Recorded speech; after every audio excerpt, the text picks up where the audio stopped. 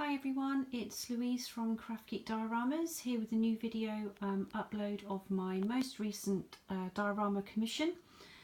Some of you may have seen the part 1 video of this commission which I uploaded in the week, which was showing you the progress that I'd made so far and what I had done with the piece.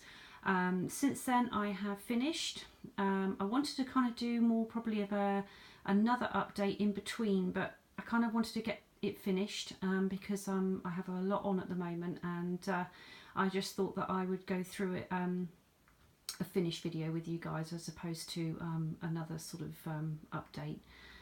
So the whole piece is 24 inches high, and each panel is 12 inches deep, so it's quite a large piece. It's made for 6 to 7 inch action figures for toy photography, and this is the start of a very long commission, an ongoing piece that will eventually make a complete sort of mini city. So it's a very long-term project which will be built up slowly over time.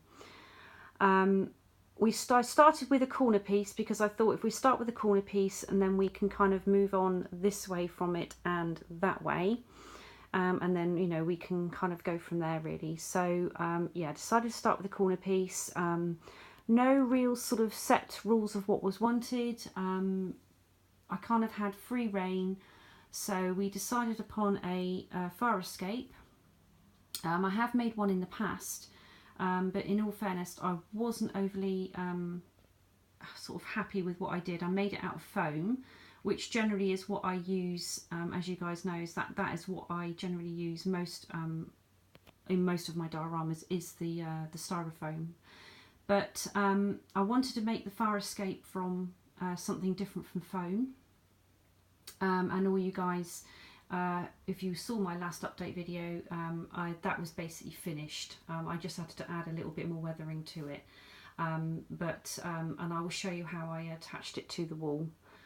The right wall, I kind of explained what it was going to be, but it was kind of pretty basic at that time, so now it's all finished and we have made this into sort of a pawn shop at the bottom, and then we've got the windows above. So this will be sort of the start of the street with lots of little different shops, restaurants, Chinese restaurants, takeaways, things like that. That's what I'm kind of got envisaged for this side of the street anyway.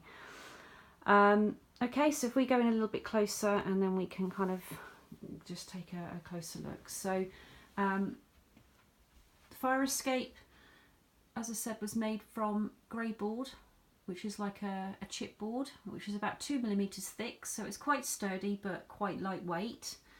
And what I did, as I said last time, is I made it all, spray painted it a silver, and then I dry brushed all the colourings that you see on it there to make it look a little bit more distressed and rusted. So that's the fire escape. The wall is generally the same as I always do.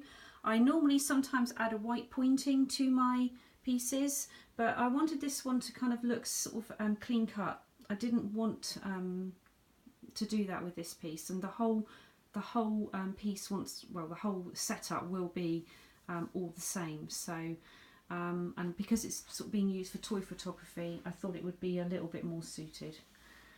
So I added the foam board at the top here.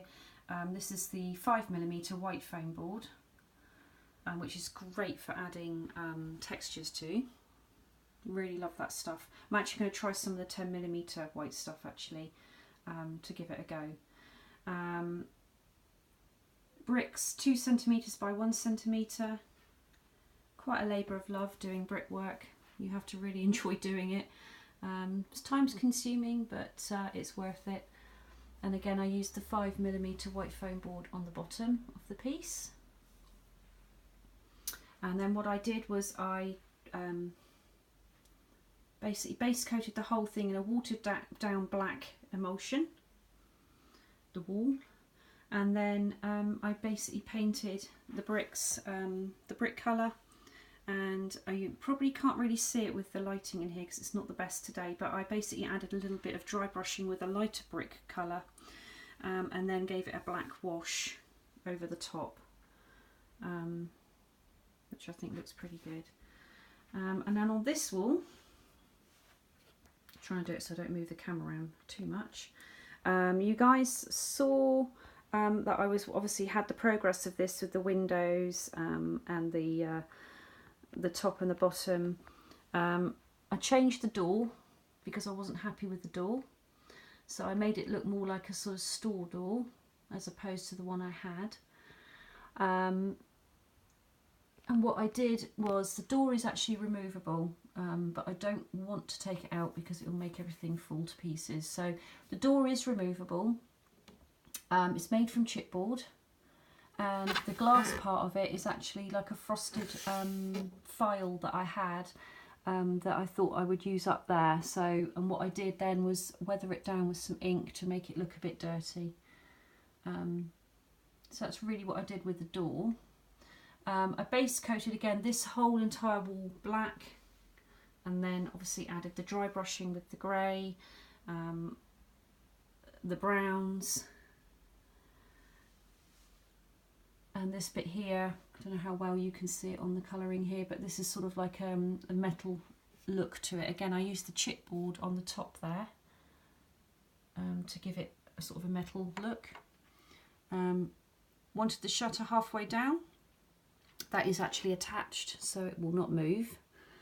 And then again, I put a clear plastic on the back of this window, and I again weathered it up with some ink to make it look dirty.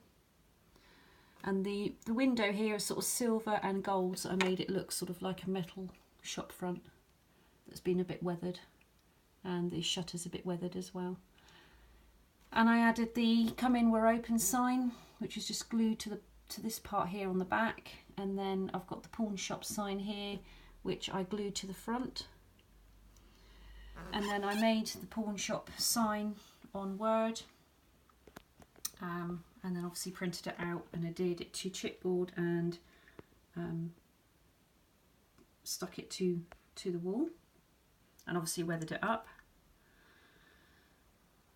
The air conditioning unit I made from scratch, from chipboard, and inside, if you can see, I've got some Lego pieces that I dug out of my son's box, he'll never know, to make it look like the fan.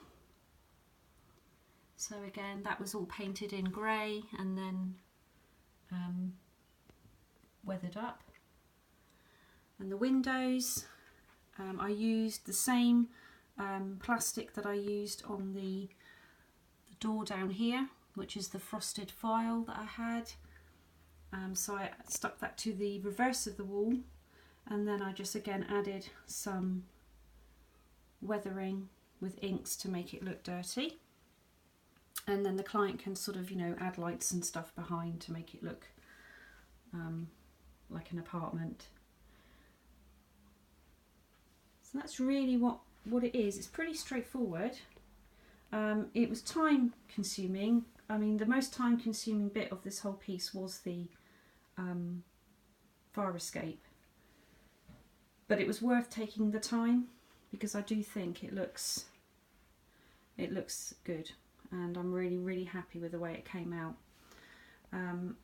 The way it's attached is, as I said in my last video, part 1, I used the long paper fasteners, which I got a very long tails on them, and then what I did is pushed it through and then fanned them out. Now I'll try and turn this so you can see that without.